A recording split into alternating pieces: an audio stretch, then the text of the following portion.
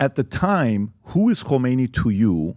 And now looking back, at this age, who is Khomeini to you? So first impression, because you were not a person supporting Shah. You were one of the students that was out there doing whatever you could to prevent the Shah from staying there. You wanted to get rid of the Shah. You were not a fan of his. And then he leaves. You go to support him. In your eyes, who was Khomeini then?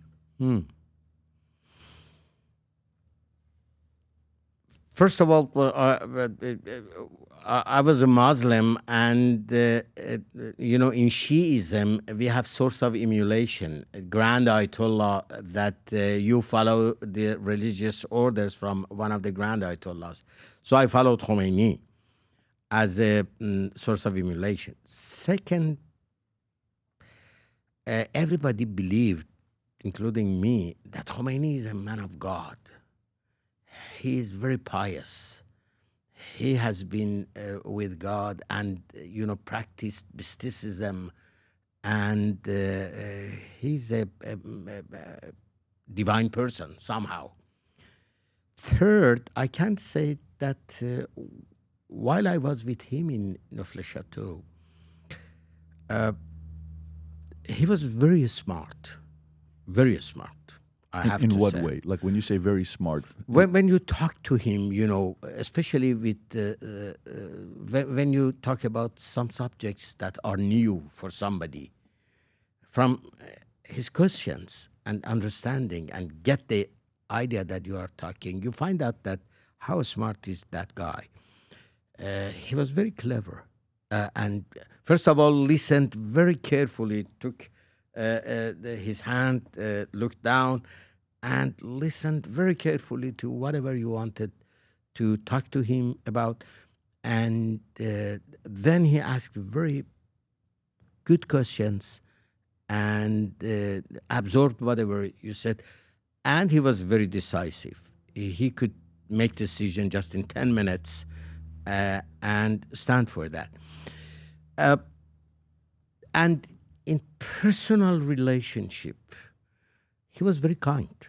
On the contrary to his face in the world, that was a grumpy person and looked very tough at everybody, but against the U.S., against the Shah. But in personal relationship, he was very kind. Very, to a person like me, 22, 23 years old, like young student, he was talking very mild, very kind, or especially to children. When some of the people who came to meet him had small children, he was very kind to them. But later, when we returned to Iran, very seldom I saw him. Once when I was at the head of radio, and maybe one more time, if I'm not wrong, when I was in heavy industries of Iran. No, 2 times more. But gradually, I think that he became a monster too, because he ordered killing the people, execution of the political prisoners in 1988. 4,000 political prisoners were executed by his order just in 3 months. That's a crime. Why did he do that? What was his intentions when he did that? I think that there is a very, very, I have to say, horrible statement from him that says that these guys are the members of the organizations that are against Islam and should be executed. I don't know really that how he made such a decision. There are many gestures about that. Maybe his son Ahmad wanted to do that, maybe Minister of Intelligence. By the way, the members of MKO, Mujahideen Khalq, and communist prisoners were massacred in Iran prisons in 1988, and several other things. He made big mistakes. This is how despotism works. He became a despot. And I think that I can say 3 big mistakes while he was at the top for 10 years. Then he passed away. First was hostage taking. supporting the students who attacked to American embassy. Instead of kicking them out of the embassy, he supported them for hostage taking, and that was against any international regulation, and changed, started a fight with the U.S. that is still going on. And second, the war between Iran and Iraq.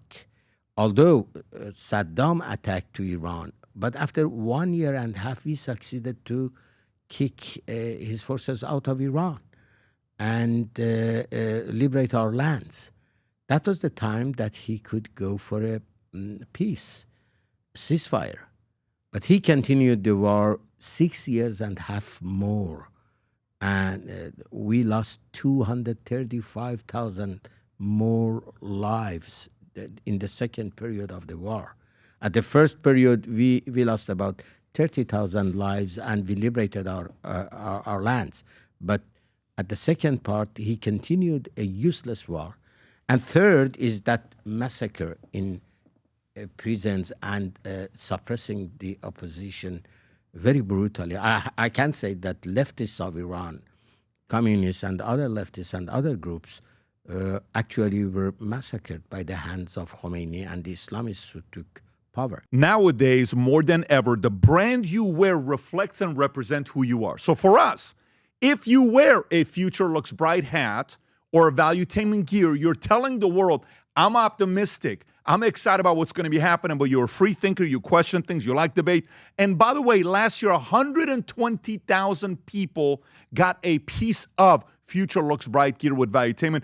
We have so many new things. The cufflinks are here. New Future Looks Bright. This is my favorite, the green one. Just yesterday, somebody placed an order for 100 of these. If you watch the PBD podcast, you got a bunch to choose from. White ones, black ones.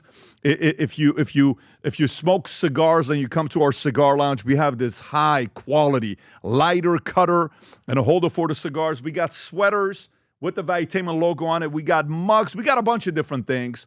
But if you believe the future looks bright, if you follow our content and what we represent with Valuetainment, with PBD Podcast, go to vtmerch.com. And by the way, if you order right now, there's going to be a special VT gift inside just for you. So again, go to vtmerch.com, place your order, tell the world that you believe the future looks bright. If you enjoyed this video, you want to watch more videos like this, click here. And if you want to watch the entire podcast, click here.